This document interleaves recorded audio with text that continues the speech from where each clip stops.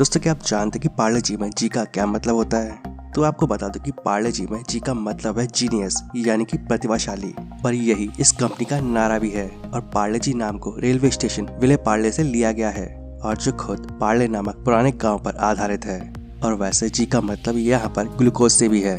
और इस कंपनी का मैसेज भी यही है कि जो कोई पार्ले जी के ग्लूकोज बिस्किट खाता है वो जीनियस बन जाता है। इसके अलावा अगर आप इटली के मिलान शहर में रहते हैं तो ये जरूरी है कि आप हर समय अपने चेहरे पर मुस्कान रखें, और सिर्फ अंतिम संस्कार और हॉस्पिटल में ही इससे छूट दी गई है। और अगर आप ये नियम नहीं मानते तो आप पर जुर्माना लगाया जा सकता है। दोस्तों, अक्सर पार्ले जी बिस्किट के पैकेट पर छपे बच्चे की फोटो के बारे में चर्चा होती रहती है, और कुछ समय पहले से नीरू देशपांडे के बचपन की फोटो बताया गया। लेकिन ये फोटो किसी सेलिब्रिटी या मॉडल की नहीं है, बल्कि यह एक एनिमेटेड पिक्चर है और जिसे 1979 में बनाया गया था। दोस्तों, क्या आप जानते हैं कि पैन कार्ड में महिला के हस्बैंड का नाम क्यों नहीं होता, उसके फादर का नाम ही क्यों होता है? वैसे आपको बता दूं कि ऐसा नहीं है कि इनकम टैक्स डिपार्टमेंट हस्बैंड या उसकी फैमिली को मान्यता नहीं देता हो, बल्कि अलग अलग प्रकार के डॉक्यूमेंट्स में पूरे परिवार की जानकारी होती है।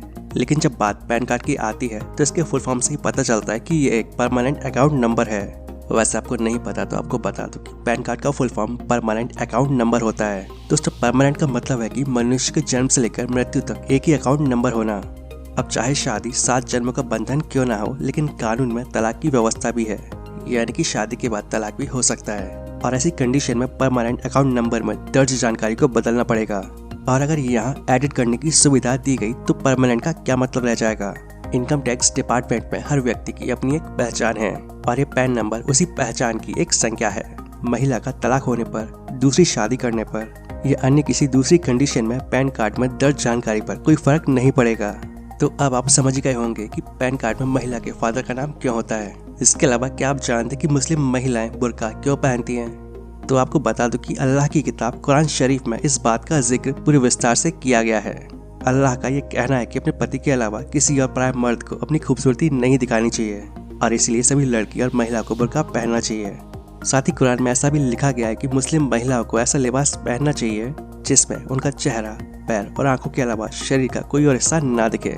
तो बस इसी वजह से मुस्लिम महिलाएं बुर्का पहनती हैं। दोस्तों, क्या आप जानते हैं कि छुट्टी संडे को ही क्यों होती है? दोस्तों, भारत में आज़ादी से पहले नारायण लोखंडे नामक एक व्यक्ति ने ब्रिटिश सरकार से लड़कर संडे के दिन छुट्टी का ऐलान करवाया था। आज़ादी से पहले जब भारत में अंग्रेजों का राज था, तब भारत में मजदूर 7 दिन काम करते थे, और तब नारायण लोखंडे ने ब्रिटिश सरकार के सामने एक दिन की छुट्टी का प्रस्ताव रखा, और लगभग 7 सालों के बाद ये प्रस्ताव स्वीकार किया गया था, और तब जाकर संडे की छुट्टी का ऐलान किया गया। लेकिन भारत को छोड़कर बाकी देशों में संडे की छुट्टी पहले से थी। उन देशों का मानना था कि हमारे शरीर को एक दिन का विश्राम देने के लिए ये छुट्टी रखनी चाहिए, तो बस इसीलिए संडे हॉलीडे होता है। इसके अलावा क्या आप जानते हैं कि टाइगर की जो जीभ यानी कि टंग होती है वो बहुत ही ज्यादा रफ होती है। टाइगर की जीभ इतनी ज्यादा रफ होती है कि वो आपके घर के दीवार के कलर को एक ही लिक में हटा सकता है। दोस्तों, आप गाड़ी के बीमा के बारे में तो जरूर जानते होंगे, और अगर आपके पास गाड़ी है तो आपने उसका बीमा भी जरूर कराया होगा। लेकिन क्या आप जानते हैं कि फर्स्ट पार्टी बीमा और थर्ड पार्टी बीमा में क्या अंतर होता है? तो आपको बता दूं कि थर्ड पार्टी बीमा वो होता है जिसका फायदा गाड़ी के मालिक और कंपनी के बजाय किसी तीसरे को मिलता है, और इस इंश्योरेंस में थर्ड पार्टी वो होती है जिसे नुकसान की भरपाई की जाती है, और फर्स्ट पार्टी वो होती है जो इस पॉलिसी को खरीदता है, और सेकंड पार्टी उस कंपनी को कहा जाता है जो इसे जारी करती है। और कानून के मुताबिक हर वाहन का थर्ड पार्टी बीमा होना जरूरी है, और थर्ड पार्टी इंश्योरेंस के बिना आप अपनी गाड़ी को चला नहीं सकते हैं। इसमें किसी दुर्घटना में तीसरे पक्ष को या उसकी संपत्ति को नुकसान पहुंचने पर उसका खर्चा बीमा कंपनी उठाती है। इसके अलावा जो फर्स्ट पार्टी बीमा होता है वो ऑप्शनल होता है, और इसका दायरा भी बड़ा होता है, और इसके तहत बीमा कंपनी दोनों पक्षों के नुकसान की भरपाई करती है।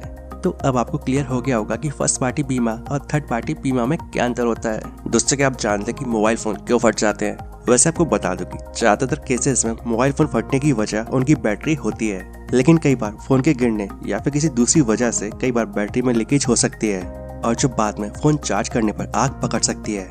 दोस्तों, बैटरी कई सारे सेल्स को जोड़कर बनती है, और यही बैटरी जब पुरानी हो जाती है तो कई बार सेल के बीच की लेयर टूट जाती है, और फिर वो बैटरी फूल जाती है, और इसमें शॉर्ट सर्किट होकर बैटरी के फटने की संभावनाएं बढ़ जाती हैं।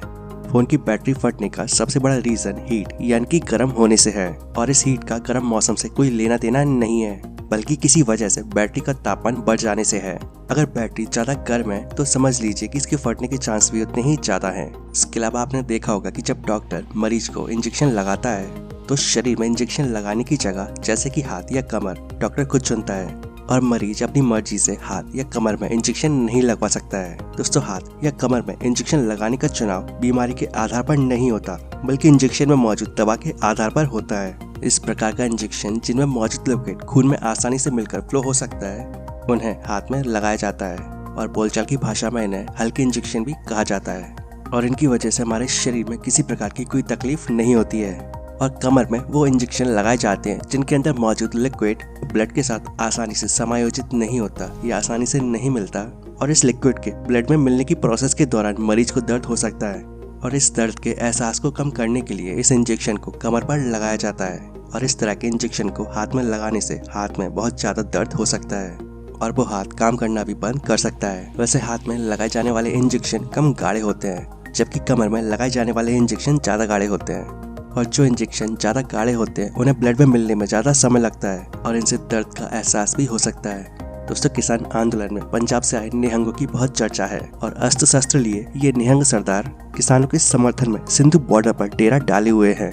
लेकिन क्या आप जानते कि ये निहंग सरदार कौन होते हैं? सिख समुदाय के बीच स्वभाव से आक्रामक और हथियार रखने वाले इस विशेष तबके के सिखों को निहंग सिख कहा जाता है। और निहंग का फारसी भाषा में मतलब होता है मगरमच्छ। और सिखों का यह विशेष समूह योद्धाओं के रूप में जाना जाता है और इनकी बहादुरी इस रूप में विख्यात होती है कि कोई भी फर्ज इन्हें लड़ाई लड़ने से नहीं रोक सकता है।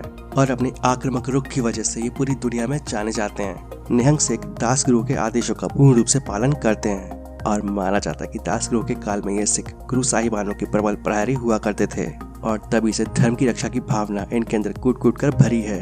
कभी सिख धर्म पर कोई आंच आती है तो ये जान की परवाह किए बगैर युद्ध के मैदान में कूद पड़ते हैं और आखिरी सांस तक सिख धर्म और गुरु ग्रंथ साहिब की रक्षा करते हैं। इसके अलावा क्या आप जानते हैं कि डॉक्टर दवाई का नाम लिखते समय OD, BD, TDS ये शब्द क्यों लिखते हैं? सबसे पहले आपको बता दूं कि ये सब लैटिन शब्द है जो दिन में दवा खाने के बारे में बताते हैं। दोस्तों, अगर डॉक्टर ने पर्चे पर BD या BDS लिखा है तो इसका मतलब है कि आपको दवा दिन में 2 बार लेना है। और यहाँ BD का फुल फॉर्म है बेस इन डाई। ऐसे ही अगर TDS लिखा है तो इसका मतलब है कि दवा दिन में 3 बार लेनी है। और यहाँ पर TDS का मतलब है टाटाई 70M। ऐसे ही अगर QD लिखा है तो इसका मतलब है कि आपको दवा दिन में 4 बार लेना है। और यहाँ QD का मतलब है क्वार्टर इन डाई। डॉक्टर के पर्चे पर अगर आपको PC लिखा दिखाई दे तो इसका मतलब है कि आपको दवा खाना खाने के बाद लेनी है। और यहाँ PC का मतलब होता है पोस्ट सेवम।